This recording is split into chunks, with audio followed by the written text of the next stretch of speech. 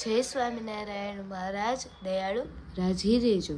આ વખતે ગુરુજીની રુચિ છે કે પૂનમની સભા અને સંકલ્પ સભા સાંભળે. જો આ તો ગુરુજીની મુખમાંથી નીકળેલી વાત છે.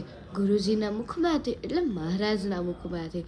ગુરુજીએ જ્ઞાનસૂત્રમાં કહ્યું આ બોલી મારા મુખમાંથી નથી, આ તો અહીંયાથી આવે છે. તો મહારાજ આ તો મહારાજના બોલે છે, તો આપણે ગુરુજીની રુચિ પાડવી જોઈએ ને.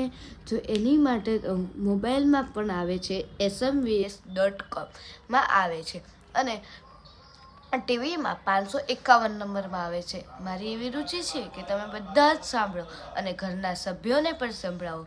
અને હજુ એક વાત પણ મેં આગળ બોલી દીધી છે, પરંતુ એકવાર બોલું છું કે આ તો ગુરુજીના મુખમાંથી છે નીકળેલી છે, એટલે આ વાત મહારાજની મુખમાંથી જ નીકળેલી છે. એવી રીતે હું બીજી એક વાત કહું કે આપણે ગુરુજી જ્ઞાનસૂત્ર 19માં હજુ એક રુચિ કહી હતી, એ ક્ષમાયાચના. આપણે ક્ષમાયાચના દિન કરવી જોઈએ. એક દિવસ અઠવાડિયામાં તો કરવી જ જોઈએ. કારણ ગમે તહેવારમાં સેટિંગ કરો, ગુરુવાર, શુક્ર, શનિ, રવિ, ગમે તહેવાર, પણ આપણે ક્ષમાયાચના દિન કરવી જોઈએ. ક્ષમાયાચના દિનમાં આપણે બધાને ચંદન કરવાનું, પગે લાગવાનું અને માફી માંગવાની. આપણે જે અઠવાડિયા પ્રમાણે જે ભૂલો કરી હોય, આપણે કોઈને ખીજાડા હોય, દુભાવ્યા હોય, તેની આપણે માફી માંગવી જોઈએ.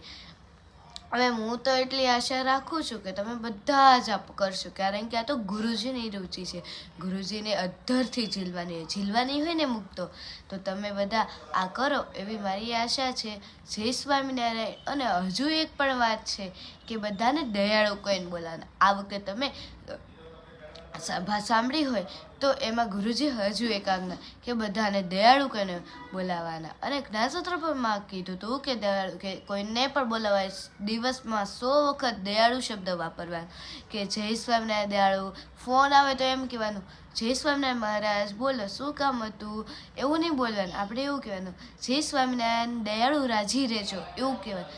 દયાળુ શું કામ હતું, પહેલાં દયાળુ શબ્દ આગળ રાખવાનો, તો ગુરુજી ખૂબ જ રાજી થશે. ગુરુજીનો અંતરનો રાજીપો લેવો છે ને મુક્તો, ગુરુજીનો રાજીપાને તો લૂંટી જ લેવાનો હોય. મને તો પૂરો ભરોસો છે કે તમે આ કરશો જ. તો આ જ રીતે આપણે ગુરુજીની આજ્ઞા પાળવી જોઈએ.